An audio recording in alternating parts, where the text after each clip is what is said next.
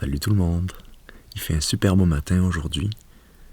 Donc je vais vous amener dehors pour vous montrer quelque chose.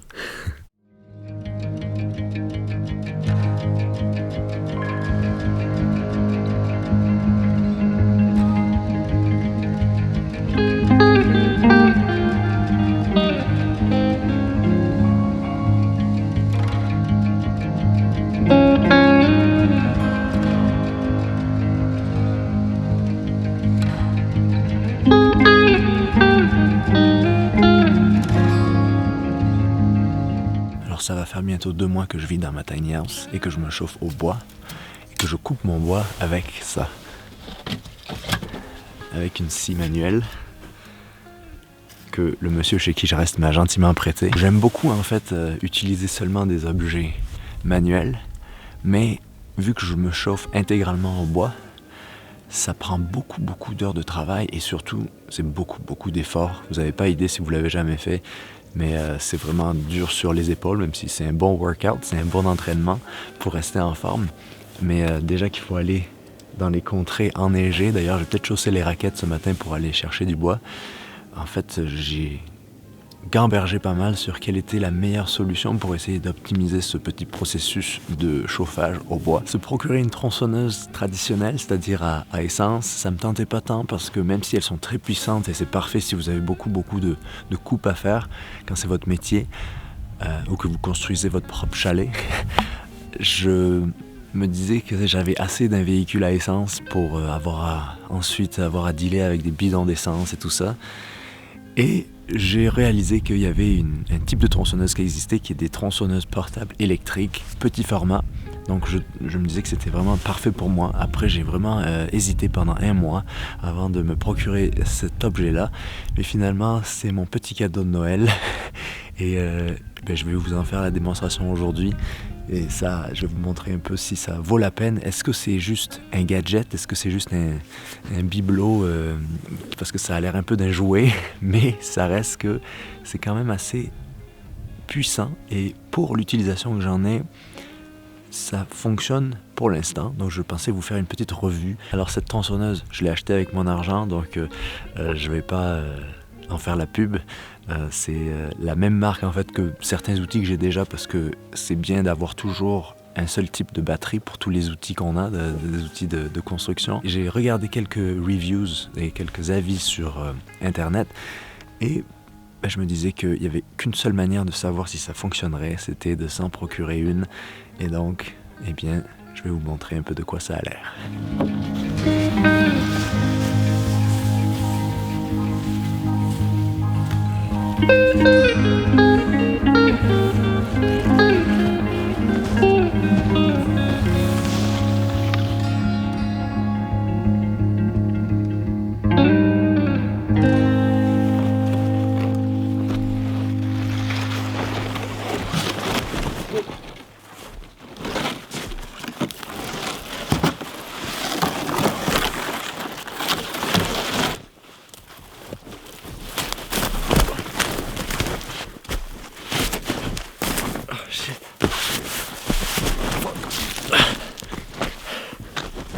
C'est compliqué.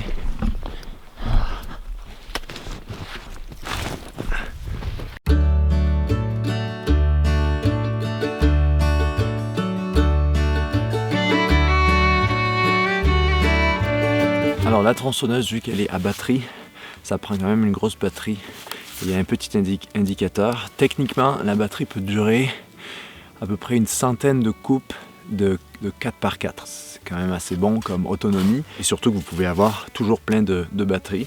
Alors il y a une petite sécurité qui en fait est le brake, on appelle ça. Il suffit de le tirer vers soi pour activer. Et sinon vous ne pouvez pas utiliser la tronçonneuse. Alors, on va enlever le petit étui. Ici, il y a pas mal d'arbres morts et qui sont assez protégés, à part là, parce qu'il a beaucoup neigé, protégés de la neige. Et vous voyez, ça, c'est quand même un beau rondin de bois. Donc, on va le tronçonner. Alors, tout ce que vous avez à faire, en fait, il y a un bouton de sécurité. Il suffit de le pousser et ensuite, vous voyez, ça fonctionne pas parce que le brake est pas mis. Et là, ça fonctionne.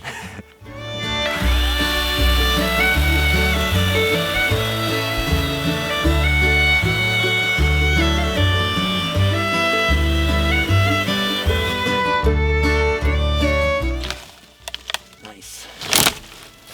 Vous voyez, couper ça avec la petite tronçonneuse.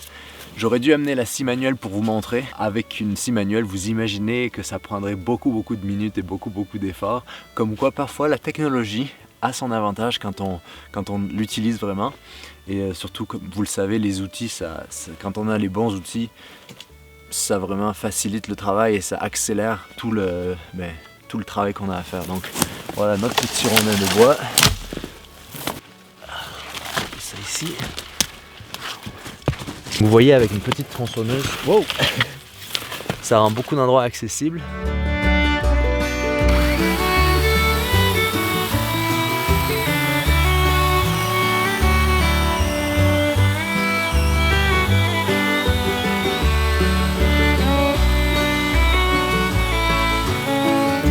Cet arbre-là qui est depuis des années ici, en fait, ben, on peut le remercier parce que grâce à lui, on va se chauffer.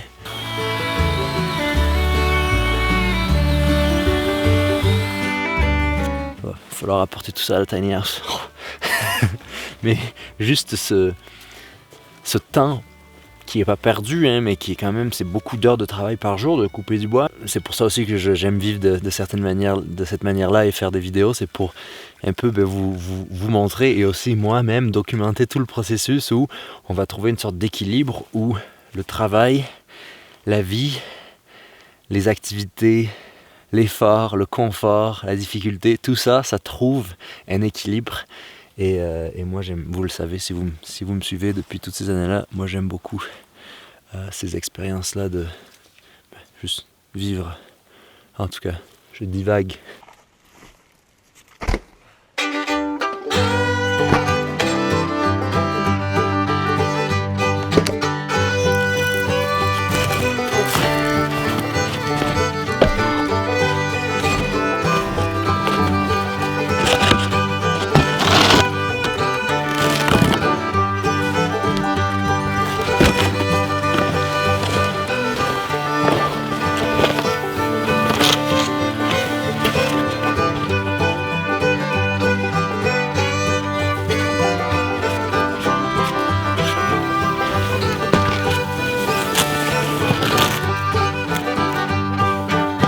Donc vous voyez, même avec une tronçonneuse, c'est quand même toujours de l'exercice physique.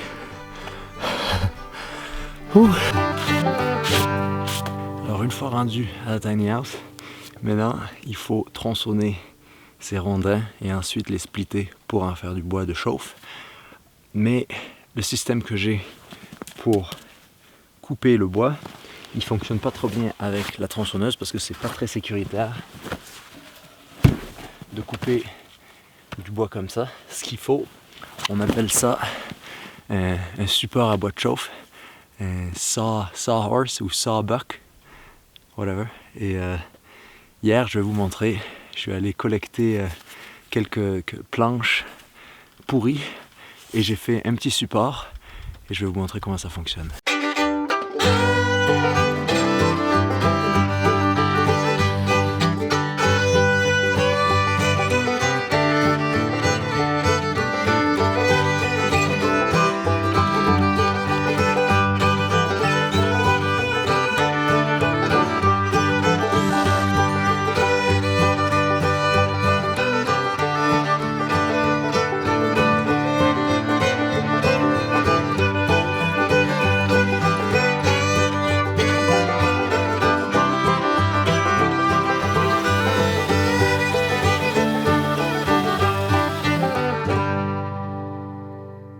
Vous voyez, c'est comme dans la petite maison dans la prairie, Charles Ingalls.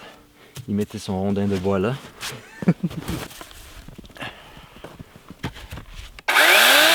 Mais en tout cas, voilà donc cette petite machine. Il y a plusieurs types de machines. Moi, j'ai choisi celle-là parce qu'elle était moins chère que la Makita et que la marque Makita, même si j'ai entendu beaucoup de bien de cette marque-là, j'ai pas de batterie, j'ai pas d'autre chose de cette marque-là. Donc c'est un peu comme les caméras en fait. D'avoir n'importe quel appareil, vous voulez avoir un seul type d'outils et tous les accessoires qui puissent être interchangeables les uns avec les autres, si ça a du sens. Donc avec celle-là, eh bien, en fait, je peux mettre les batteries de mes perceuses et visseuses et tout. Après, l'autonomie, moi, ça me suffit parce que j'ai toujours accès à de l'électricité, puis je ne veux pas passer ma journée à tronçonner. Je voulais juste vous montrer ça, en fait, parce que j'essaie de trouver un système pour la vie ici, parce que je me chauffe au bois, donc scier toute la journée, c'était un peu trop intense pour moi, parce que ça me prenait toute la journée pour scier quelque chose qui allait me chauffer pour peut-être un jour. Donc ça fait qu'au final, vous travaillez un jour pour vivre un jour. C'était peut-être un peu trop... y avait quelque chose qui n'avait pas de sens là-dedans. Et là, en 1 heure, je fais ce que je pourrais faire en une journée. Donc ça facilite quand même beaucoup la tâche et ça permet quand même de vivre d'autres choses. Mais aussi, je voulais vous partager ça parce que pour moi, vous le savez, la vie en tiny house, c'est un peu l'extension de la vie en van. Et quand j'ai commencé cette chaîne YouTube avec 0 abonnés, l'intention pour moi, c'était de documenter comment je m'adaptais à cette vie-là. Et ça n'a pas changé jusqu'à présent parce que c'est ce que je fais encore et c'est pour ça que j'aime faire ça. Et aussi, à la fois, les vidéos, j'aime bien parce que ça me permet de voir une autre perspective que ce que je vois dans le moment présent quand je me filme. Je trouve ça assez intéressant comment ça donne... je sais pas, c'est comme un univers parallèle à celui que je vis tous les jours et à la fois de garder une trace, j'aime beaucoup ça, de ces paysages magnifiques. Ici, je trouve ça très paisible de travailler, de se trouver dans des conditions comme ça. Mais ouais, donc voilà un peu l'histoire. Là, j'ai les fesses mouillées, donc je pense que je vais vous laisser. On va rentrer, prendre un petit café. C'était un bon matin, je sais même pas quel jour on est aujourd'hui. C'était une bonne matinée passée. J'avais pas prévu ça, mais finalement, on a bien travaillé. Donc, on aura mérité notre petit déjeuner. Là, j'ai vraiment les fesses toutes mouillées.